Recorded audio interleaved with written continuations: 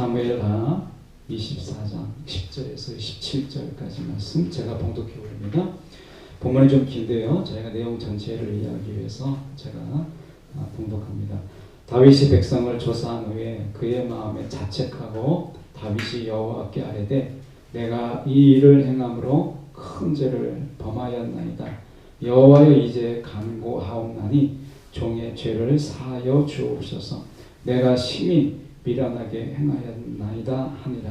다윗이 아침에 일어날 때에 여호와의 말씀이 다윗의 선견자 된 선지자 갓에게 임하여 이르시되 가서 다윗에게 말하기를 여호와께서 이와 같이 말씀하시기를 내가 내게 세 가지를 보이노니 너를 위하여 너는 그 중에서 하나를 택하라. 내가 그것을 내게 행하리라 하셨다라 하시니 갓이 다윗에게 이르러 아뢰어 이르되 왕의 땅에 7년 기근이 있을 것이니까 혹은 왕이 왕의 원수에게 쫓겨 석 달 동안 그들 앞에서 도망하실 것이니까 혹은 왕의 땅에서 사흘 동안 전염병이 있을 것이니까 왕은 생각하여 보고 나를 보내신 이에게 무엇을 대답하게 하소서 하는지라.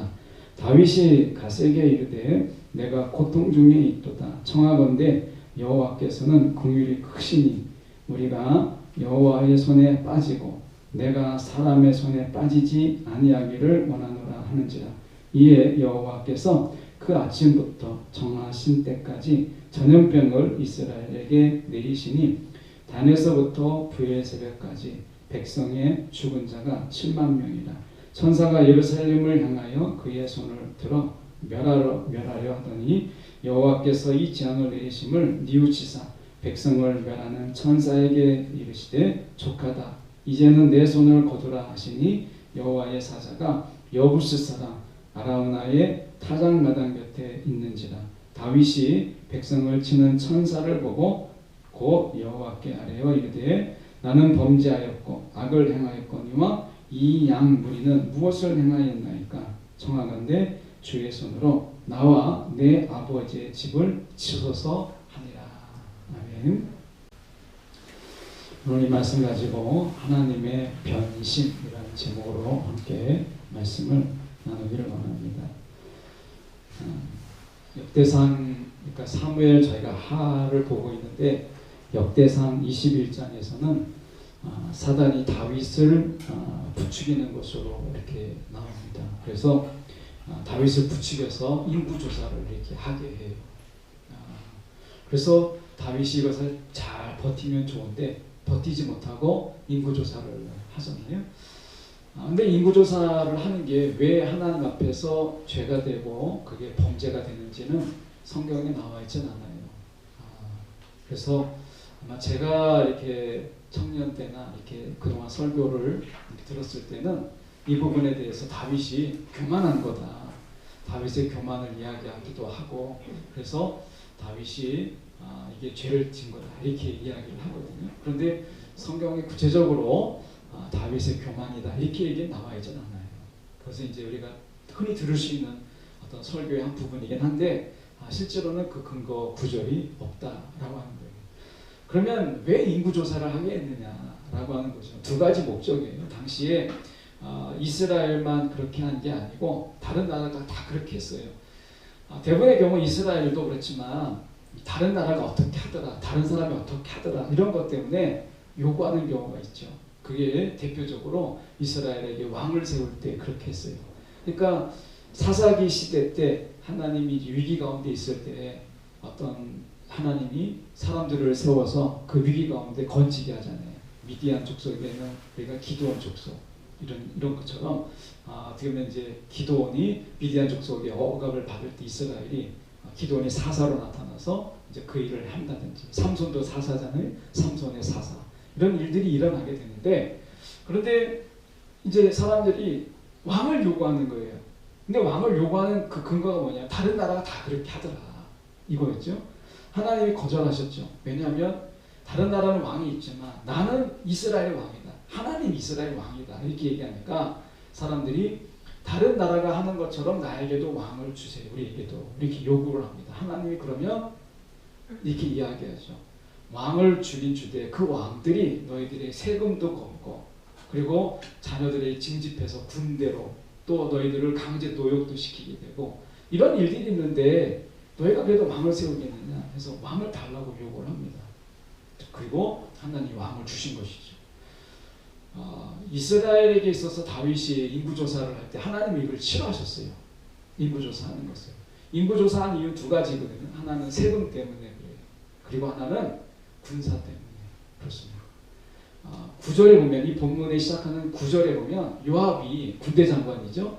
요압이 인구조사한 결과를 왕에게 보고합니다. 보고했더니 이스라엘에 80만 명의 칼을 들 수 있는 자, 싸울 수 있는 자가 80만 명이에요. 그리고 유다에 50만 명. 그러면 위에 80만에다가 50만을 더하면 130만 명이잖아요. 130만 명이면 우리나라 군대가 군인이 약 55만 이렇게 되거든요. 50만, 60만 이렇게 됩니다. 두 배가 넘는 그렇죠. 100만 대군이라면 엄청난 숫자거든요. 그러니까 당시의 인구 비례로 본다면 지중해 주변에 우리가 블레셋이 있고 당시 이제 이스라엘이 통일된 이스라엘은 굉장히 강국이었잖아요. 그렇게 본다면 주변 나라들 모압이나 에돔 뭐 이렇게 주변에 또 아랍 옆에 애굽 이렇게 보더라도 인구 130만 명의 당시 다윗의 경제력을 보면 역사학자들이 이야기할 때 다윗은 제국을 꿈꿔도 될 만하다. 그 제국을 꿈꿀 만하다. 이렇게 얘기해요. 그러니까 다윗이 조사한 인구, 그러니까 싸울 수 있는 이런 숫자가 80만에 50, 130만이면 충분히 그들 속에서 야 싸울 만하다. 이건 제국을 이룰 만하다. 라는 숫자예요. 그러니까 숫자가 굉장히 많이 나온 거예요. 그런데 이것 때문에 다윗이 왜 죄라고 이야기하는지는 성경에 나와 있진 않아요. 근데 10절에 저희가 보면 이렇게 돼 있죠. 마음에 자책하고 이렇게 마음에 자책하고 원어를 보면 히브리에 보면 이 마음을 자책하고라는 말은 그의 마음이 다윗을 쳤더라 이렇게 나옵니다. 다윗을 때렸더라, 쳤더라 이렇게 나옵니다. 그러니까 마음이 다윗을 친 거예요. 표현이 그렇게 되어 있어요. 이걸 자책했다 이렇게 되는데 마음속에서 이게 큰 죄구나, 뭔가 잘못했구나 라고 하는 것을 깨닫게 된 거예요. 하나님이 이걸 싫어하셨잖아요. 우리가 신앙의 약간 이제 초등 신앙일 때는 하나님이 하지 마라 라고 하는 것을 안 하면 돼요. 하지 말라라고 하는 거 너무 분명한 거죠. 근데 신앙의 성장이 좀 있으면 그러면 이제 하나님이 싫어하시는 것을 안 하는 정도까지 이르게 돼요. 그러니까 다윗이 지금 신앙의 수준이 다윗의 신앙의 수준이 아주 저급한 초급 신앙이 아니잖아요. 하나님이 하지 마라 라고 하는 것을 안 하는 정도를 넘었잖아요. 다윗은 어느 정도에 되느냐면 하나님 이거 싫어하시는지 하나님이 무엇을 좋아하시는지를 구별해서 하나님이 좋아하시는 것을 하는 자잖아요.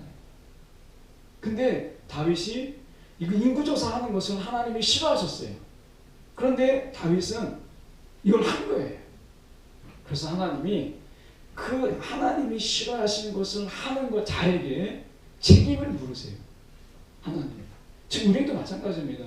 하나님이 하지 마라 라고 하는 것에 대해서 우리가 할 때 분명히 하나님이 그것에 대해서 심판하시죠. 근데 하나님이 싫어하시는 것 이것을 우리가 애써 막 그것을 하게 될 때 하나님은 그 한 것에 대해서 책임을 물으세요. 다윗에게 그 책임을 물으시는 거예요. 그래서 다윗이 이야기하죠. 내가 큰 죄를 범했다. 큰 죄를 범했다. 그 다윗이 큰 죄를 범했더니 그에게 14절에 보면 다윗이 갓세게 이르되 내가 큰 여기 보면 성경에는 내가 고통 중에 있도다 14절에 이렇게 되어 있거든요. 내가 고통 중에 있다라고 하는데 한글 성경에 빠진 게 있습니다. 여기서 영어 성경을 보면 great이라고 하는 것이 빠져 있어요. 큰 고통, 엄청난 고통이에요. 그러니까 큰 죄에 빠진 자는요 큰 고통을 경험하는 거예요. 죄가 있음으로 인해서 고통이 있습니다.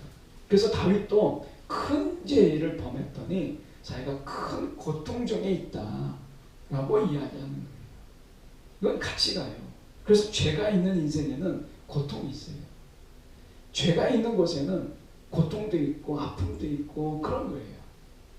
그래서 다윗은 지금 이야기하잖아요. 큰 죄에 내가 큰 죄를 범했더니 내가 큰 고통 속에 있다. 이렇게 얘기하는 거죠. 하나님이 다윗에게 책임을 묻습니다. 큰 죄에 대한 책임을 묻죠. 어떻게 보면 우리가 생각할 때 하나님이 큰 죄를 지은 다윗에게 큰 고통에 있는 것만으로도 이미 하나님이 그 죄값을 다 했다 이렇게 하지 않으시고 분명히 책임을 물으시는데 세 가지를 제시해요. 역대기에서는 다르게 얘기하죠. 7년 기근이 아니고 3년 기근인데 이 사무엘 하에서는 7년 기근으로 되어 있어요. 저희 성경으로 제가 본문으로 사무엘 기준으로 해서 7년 기근을 이야기하고 석 달 동안 원수에게 쫓겨다니는 거하고 그리고 3일 동안 전염병을 이야기합니다. 제가 다윗이라고 하면 저는 두 번째를 택할 것 같아요. 두 번째. 그래서 석 달 동안 원수에게 쫓겨다니는 거. 사울에게 10년 넘게 쫓겨다녔던 다윗인데 쫓겨다니는 거에 대해서는 일단 베테랑이잖아요. 그건 정말 잘할 수 있잖아요. 다윗이 여러 가지 잘하지만 도망다니는 거 이건 정말 잘하는 사람이잖아요.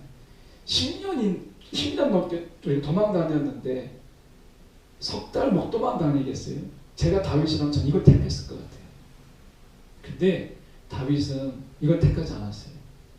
하나님이 직접 내리시는 3일의 전염병을 택했어요. 그러니까 다윗이 그걸 왜 택했느냐가 중요하죠. 다윗은 그걸 왜 택했냐면 하나님이 어떤 하나님이냐. 오늘 저희가 성경에 보면 14절에 중반절에 여호와께서는 긍휼이 크시는 분이시다. 그러니까 긍휼이 크다라는 거예요. 그러니까 사람은요 그렇지 않습니다. 자, 원수에게 쫓겨다닌다. 자, 여러분 원수가 나를 쫓아오는데 내 목숨을 뺏으러 오는데 그 원수에게 무슨 자비가 있겠어요? 자비 없습니다. 사람은 여러분 굉장히 무자비해요. 기근이 있다. 자연재해 같지만 사람이 기근이 걸리게 되면 7년의 기근입니다. 그러면 사람에게 시달려야 돼요.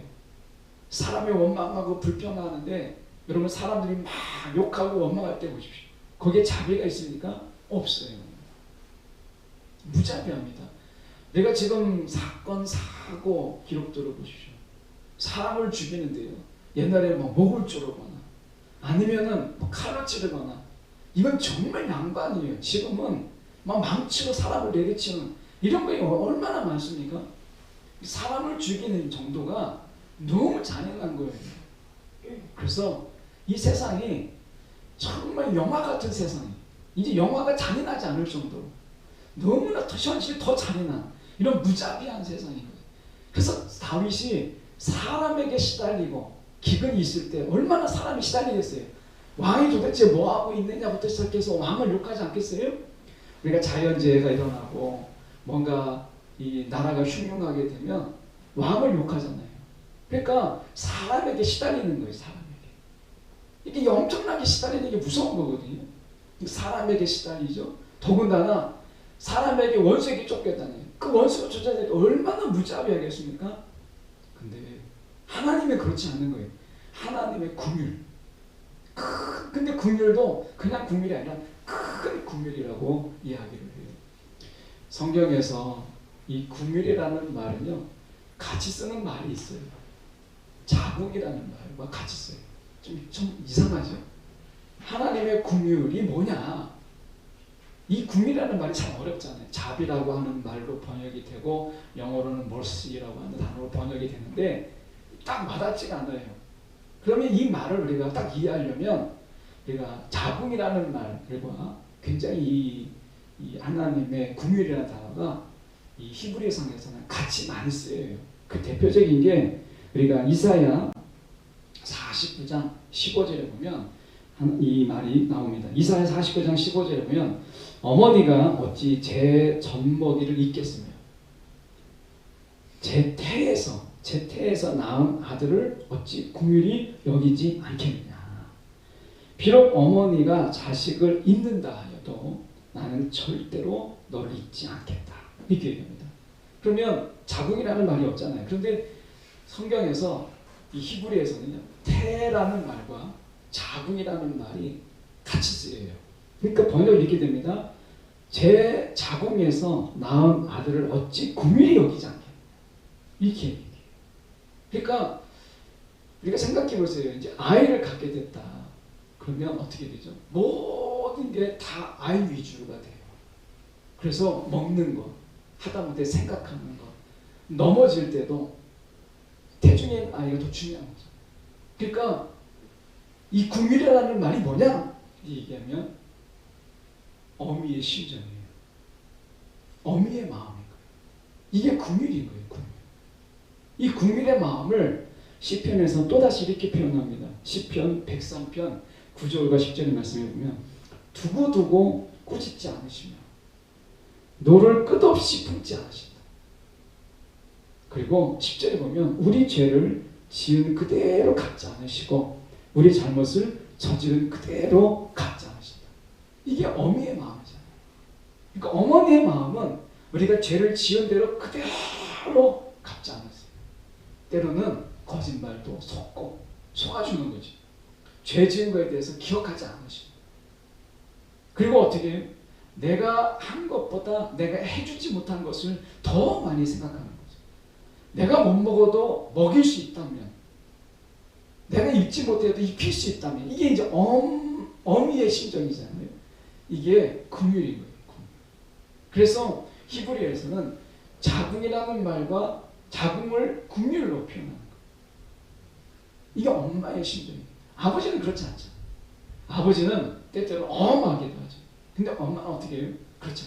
아이들이 이렇게 보면 이렇게 뭔가 아쉬운 소리, 그리고 뭔가 막 부탁할 때 아빠에게 얘기하기보다는 엄마에게 얘기하죠. 뭔가 막 그런 얘기는. 그러면 엄마는 들어줘요. 아빠는 그렇지 못하는 게 훨씬 더 많거든. 그러니까 좀 엄하게 이렇게 하려고 하죠. 강하게 기른다는 것 때문에. 엄마는 그렇지가 않은 거예요. 그래서 우리가 보면 긍휼이 뭐냐? 이건 모성이에요. 아니 엄마의 마음이에요. 이것을 긍휼이라고 해요. 그래서 우리가 보면 느헤미야 1장 5절에 보면 이르되 하늘의 하나님, 그 하나님은 크고 두려우신 하나님이에요. 크고 두려우신 하나님인데 그 하나님은 긍휼이 많은 하나님이세요. 시편 116편 5절에 보면 세 가지가 나오거든요. 하나님에 대해서. 하나님은 은혜로우시다. 그리고 의로우시다. 은혜롭다, 의로우시다. 그런데 은혜가 많다, 의로움이 많다 이렇게 돼 있잖아요. 은혜로우시고 의로우시다 이렇게 돼 있는데 맨 마지막에 긍휼이 나옵니다. 긍휼은요 뭐라고 얘기하시면 우리 하나님은 긍휼이 많으시다 이렇게 나와요. 은혜롭고 의로우신데 긍휼은 많으시다 이렇게 나와요. 하나님의 긍휼은 너무 많은 거예요. 그래서 다윗은 이야기할 때 하나님의 긍휼을 바라본 거예요. 하나님이 때리시는 중에도 불쌍히 여기심을 보는 거예요. 다윗은 그래서 하나님한테 맡겠다. 내가 사람한테 맡지 않고 하나님한테 맡겠다라고 이야기한 거예요. 자, 이 하나님이 정말 실제로 말씀대로 치십니다. 15절입니다. 하나님이 치셨더니 아침부터 정하신 때까지 전염병을 이스라엘에게 내리시니 단에서부터 브엘세바까지.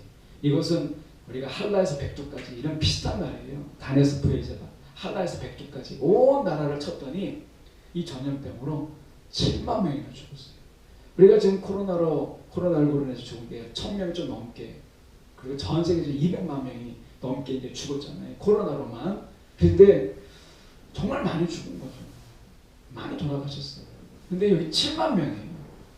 그 단 며칠 만에 7만 명이 그냥 전염병으로 죽게 된 거예요. 엄청난 속도죠. 그런데 하나님 16절에 놀라운 반전이 있습니다. 천사가 예루살렘을 향하여 그의 손을 들어 멸하려 하더니 여호와께서 이 재앙 내리심을 뉘우치사. 하나님의 마음을 자꾸 변심을 해요. 뉘우치사 예루살렘을 멸하는 천사에게 이르되 족하다. 이제는 내 손을 거두리라. 이렇게 해요. 하나님이 변심을 해요. 이게 어디에 나오냐면 요나 나옵니다. 청년부에서 이제 밤영전사님이 지금 시리즈로 오늘까지 하고 있는데 우리가 요나서를 어땠죠? 요나가 뭘 알았어요? 하나님이 분명히 니느웨 사람들이 회개하면 니느웨 사람을 벌하려다가도 하나님의 마음을 바꿔서 그들을 용서하실 하나님을 알았잖아요. 요나는요 사실은 선지자로서는 불합격자예요. 하나님의 말씀을 제대로 지키지 못했어요. 다시스로 도망가려고 했던 자예요. 실패자인데, 그런데 요나가 정말 탁월한 선교사라고 할 수 있는 것은 무엇 때문에 그러느냐, 하나님을 너무 잘 알았어요. 그러니까 요나가 행한 것으로는 선교사로서는, 선지자로서는 미달인 자예요. 우리 시골에 가면 선교사예요. 선교사로서는요 진짜 합격 미달이에요. 그런데 그가 하나 정말 탁월한 것은 뭐냐면 하나님을 너무 잘 알았어요. 자, 요나가 다시도 도망했다가 하나님 붙잡혀 오잖아요. 물고기 뱃속에서 붙잡혀 와가지고 정말 하기 싫은, 죽기보다도 싫은 마음으로 니느웨 성에 가서 어떻게 건성으로 회개하든지 말든지, 그래서 이제 하나님이 너희를 심판할 거다 막 외치잖아요. 근데 어떻게 해요? 니느웨 왕부터 먼저 막 자기 옷을 찢고 죄를 뿌리면서 회개를 하죠. 혹시나 하나님 마음이 돌이킬까. 그러니까 건성건성했던 요나가 정말 마음에 절박하게 회개했던 니느웨 왕, 그리고 듣거나 말거나 했던 속에서 너무나 절실하게 절박하게 회개했던 니느웨 왕하고 너무나 대조가 돼요. 근데 하나님이 어떻게 했어요?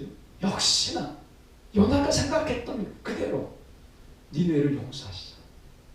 그 멸하시는 것을 연기하세요. 너무 놀라운 거예요. 그러니까 하나님이, 요나는 어떤 하나님인 줄 알았어요? 하나님이 변심하신 하나님. 여러분, 이게 우리에게도 은혜예요. 하나님이 막 전염병으로 7만 명을 죽었는데 예루살렘을 마지막으로 이제 막 멸하시려고 할 때 하나님이 뉘우치시는 거예요. 마음이 아팠다는 거죠. 그 사람들이 죽어가는 것을 보고서 마음이 너무 아프신 거예요. 그래서 뉘우치사 그걸 못하게 하셨어요. 다윗도 이걸 알았던 거죠. 하나님의 긍휼이 있다는 것을, 하나님의 긍휼이 하나님이라는 것을 그가 아는 거예요. 우리가 무엇을 자꾸 놓치느냐면 하나님의 긍휼, 하나님의 긍휼이 많다는 거예요. 이 긍휼을 우리가 잊어버려요. 17절에 보면 다윗도 변심하는 게 나옵니다. 다윗이 백성을 치는 천사를 보고 곧 여호와께 아뢰어 이르되 나는 범죄하였고 악을 행하였거니와 이 양무리는, 자 이게 중요합니다. 이 양무리는, 그들이라고 이야기하다거나 아니면 백성이라고 얘기하지 않고 이 양무리는 무엇을 행하였나이까 청하건대 주의 손으로 나와 내 아버지의 집을 치소서, 이렇게 얘기합니다. 시편 78편 71절에 보면 하나님은 다윗을 양을 지키는 자 중에서 목자일 때 불렀습니다. 중요하죠. 목자의 심정을 가지고 자기 백성인 야곱의 목자로, 자기 기업인 이스라엘의 목자로 삼으셨거든요. 그러니까 목자의 마음으로 너는 이스라엘을 이렇게, 이스라엘의 목자가 되라, 이렇게 말씀하신 거예요. 목자의 마음. 다윗이 목자일 때 어떻게 했어요? 양 하나에 목숨을 걸었어요. 짐승과 싸웠어요. 예수님이 어떻게 했어요? 목자의 심정으로 양 하나를 잃어버렸을 때 99마리를 놔두고 한 마리를 찾으러 나셨어요. 이 한 마리 정도 이렇게 하지 않으셨어요. 이게 목자의 심정이죠. 다윗이 성경에 나와 있지 않지만 다윗이요 큰 죄라는 게 뭐냐면, 제가 묵상해 보건대 저는 다윗의 큰 죄가 이것이 아닐까 하는 거예요. 뭐냐면 다윗이 인구조사를 했잖아요. 인구 센서스를 했는데 세금을 거둬야 되잖아요. 그러니까 경제활동할 수 있는 사람이 이스라엘은 80만이요. 남유다는 50만이요. 130만 명입니다. 사람이 돈으로 보이기 시작하는 거예요. 돈으로. 제가 교회를 개척하려고 마음 먹고 이렇게 교회를 둘러보는데 한 번은 이제 전도사님이나 목사님들이 보는 이제 교단 신문이 있거든요. 거기 신문에 밑에 크게 나왔어요. 교회 후임자를 모집합니다. 얼마나 반가워요. 교회 후임자를 모집한다고 하니까 내가 저 교회 후임자가 되면 좋겠다 해서 아내랑 저랑 갔어요. 충남 어디 쪽인데 새 교회 건물 4층짜리인데 건물 새 건물이더라. 4층이 이제 5층짜리인데 교회가 4층에 있더라고요. 들어갔더니 요거만 해요. 요거 반을 쪼개서 한 20석 정도 자리가 있고 한쪽에 목양실이 있고 뭐가 있고 그리고 이제 간단하게 취사할 수 있는 이런 공간이 딱 있는 거예요. 인테리어를 깨끗하게 해놨어요. 예배를 드리는데 한 13, 14 정도가 예배 드린다는 거예요. 그러면서 여자 목사님이셨는데 그래서 어떻게 왜 후임자를 모집합니까? 그랬더니 자기가 다른 지역에 가서 다시는 자기는 교체의 교회를 개척하고 싶다는 거예요. 그러면서 자기 소명이 개척을 하고 후임자에게 넘겨주고 또 개척을 하고 후임자에게 넘겨주는 게 자기 소명이라는 거예요. 정말 대단하잖아요. 그래서 그러면은 이제 좀 차 마시고 이야기하는데 갑자기 돈 얘기를 하더라고요. 인테리어 비용이 이렇게 들었고 의자가 이렇게 들었고 이제 뭐 이렇게 시설비가 이렇게 들었다. 그리고 월 임대료가 이렇게 들어간다. 이러면 이제 할 수 있잖아요. 근데 갑자기 이렇게 얘기했어요. 양해하고 들으세요. 그러니까 성도가 자기 교회에 20명 나온다는 거예요. 14명 보통 13명 나오는데 보통 20명 나온다는 거예요. 그러면 계산하기 쉽게 우리 이렇게 합시다. 성도 한 명에 100만 원씩 잡고 20명 나오니까 2천만 원을 거기다 더해가지고 나에게 달라는 거예요. 그럼 다른 데 가서 개척을 하겠다는 거예요. 그게 몇 번째 하십니까? 그랬더니 자기가 요번에 한 번 더 하면 5번째라는 거예요.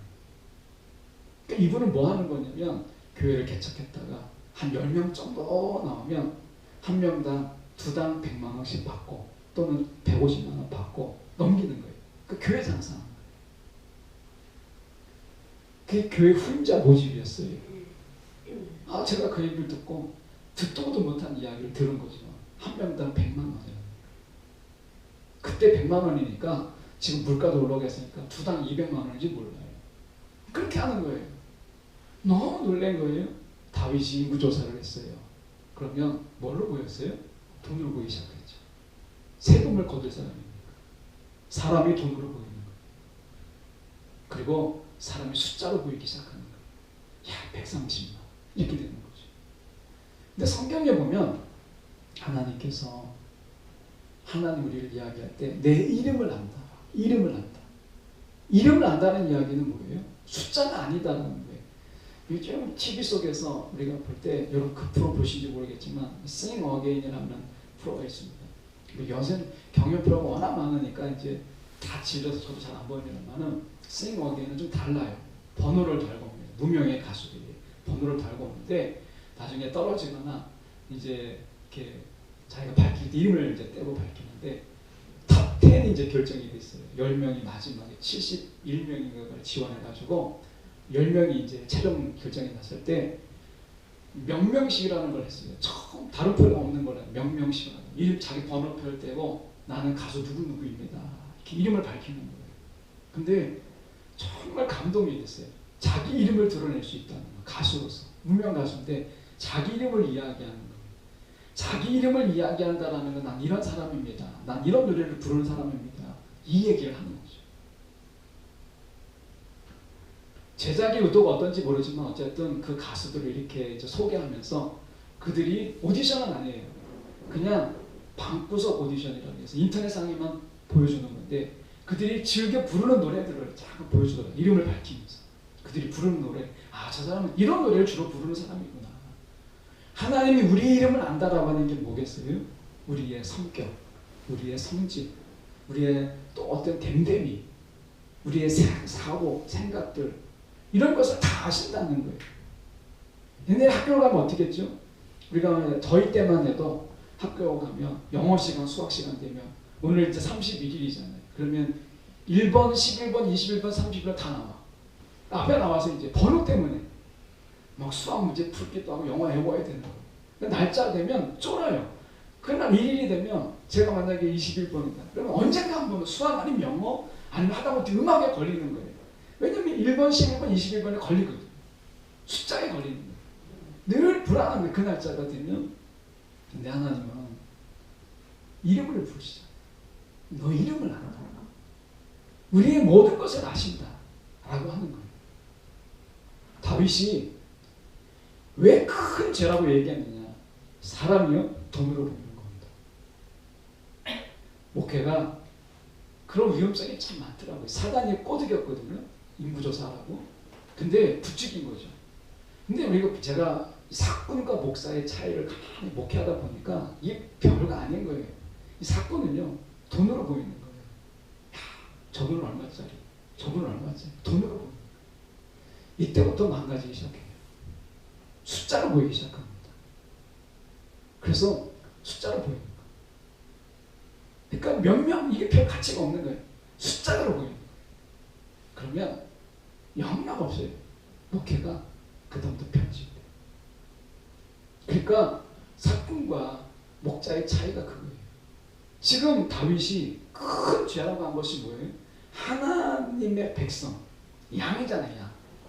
다윗이 어땠어요? 아무리 양이 많아도 한 마리 양을 지키기 위해서 짐승과 싸웠던 자였어요. 자기 목숨을 걸고. 이게 목자잖아요. 그런데 숫자로 보이면 아니 99마리하고 한 마리하고 비교가 됩니까? 99마리를 지키면 거기서 또 새끼 나면 100마리 되는 거죠. 한 마리 잃어버린다고 해서 100마리에서 우리가 99마리 아무것도 아닌 거죠. 근데 예수님은 어떻게 하셨어요? 목자이신 예수님은 그 한 마리를 찾기 위해서 99마리를 두고 한 마리를 찾아 나셨어요. 이게 목자잖아요. 다윗이 왜 큰 죄라고 얘기하느냐? 사람이 돈으로 보이고 사람이 숫자로 보이는 거예요. 월트 브루그만이 팬데믹을 이야기하면서 이런 이야기를 했어요. 어떤 얘기냐면 사회에서 가장 나쁜 악습들, 사회적 습관들을 멈추게 하기 위해서 하나님은 이 팬데믹을 허락하신 것이 아닐까. 자기는 그렇게 생각한다는 거예요. 여러분, 사회에서 우리가 가장 이 악습이 뭐겠어요? 사람을 숫자로 보는 거, 돈으로 보는 거죠. 그래서 어떻게 해요? 아이들을 여러분 돈으로 보니까 아이들을 어떻게 해요?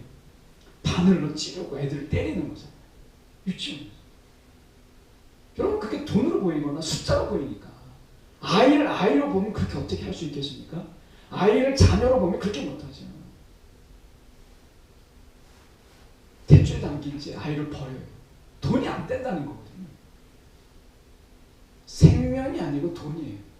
숫자예요. 그러니까 어떻게 대출이 있는 채 그냥 버리는 거죠. 아이를 동사시켰어요. 이게 왜 가능하죠? 숫자, 사람이 아닌 거, 돈, 이걸로 보는 거예요. 그러니까 내다 버릴 수 있는 거예요. 가치 없는 거.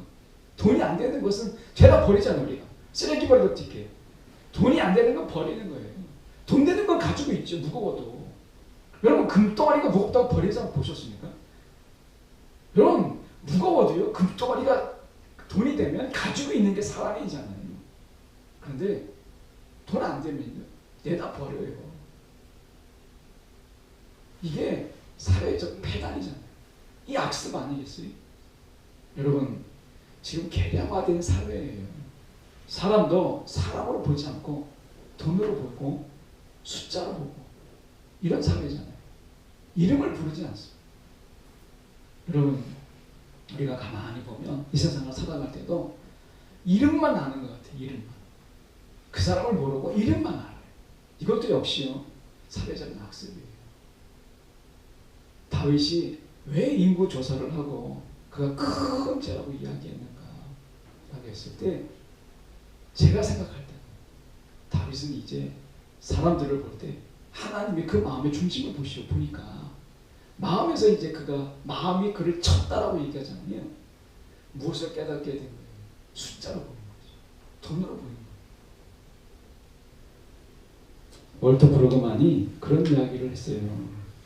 창조 세계의 속도에 보조를 맞추는 그런 느긋한 삶을 우리가 살아야 되지 않겠는가. 거기에 초대함을 받은 것이다. 이게 코로나다. 이렇게 얘기했습니다. 다시 말하면 갇힌 자들을 좀 우리가 관대하게 좀 돌아보고, 뒤처진 자들에게 우리가 좀 더 긍휼의 마음으로 좀 관대하게 베풀고, 그렇게 살아갈 수 있는 삶.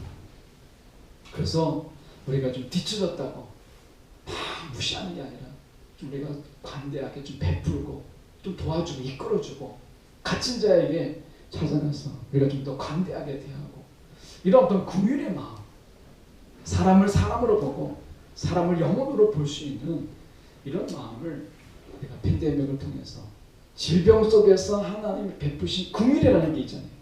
야, 하나님의 긍휼이 정말 크구나 라고 하는 거죠. 여러분, 우리가 어머니의 마음, 어미의 심정, 우리가 아이들이 이렇게 있을 때 어미의 심정이 어때요? 아이들이 여럿 있는데 엄마의 마음은 어떻죠? 항상 부족한 아이에게 마음이 제일 먼저 가요. 그게 어미의 심정이에요. 제일 똑똑하고 제일 잘 나가고 똑똑한 놈, 그게 어머니 마음이 거기에 가는 게 아니라 어딘가 좀 처진 것 같고 어딘가 좀 열등한 것 같고 이렇게 있을 때 엄마는 거기에 마음이 가는 거잖아요. 우리가 이삭의 가족이 그렇잖아요. 리브가, 어머니 리브가는 어디에 마음이 갔어요?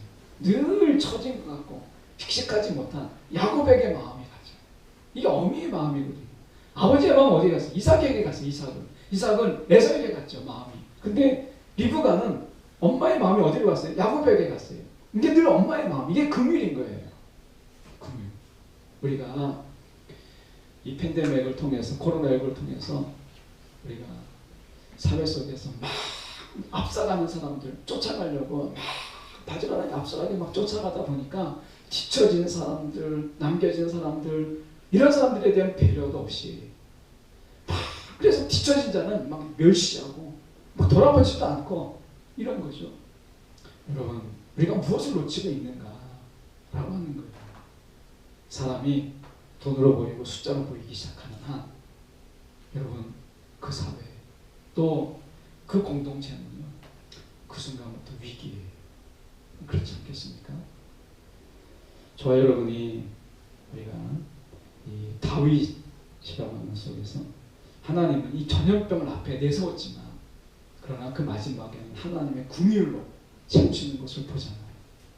여러분, 이 전염병 속에서 하나님의 긍휼을 볼 수 있는, 그리고 우리도 그 하나님의 긍휼의 마음으로 우리가 서로 지체를 돌아보고 그동안 돌아보지 못했던 자들을 우리가 좀 긍휼로 그들을 우리가 돌아볼 수 있다면 얼마나 좋을까 하는 생각을 가져보게 돼요.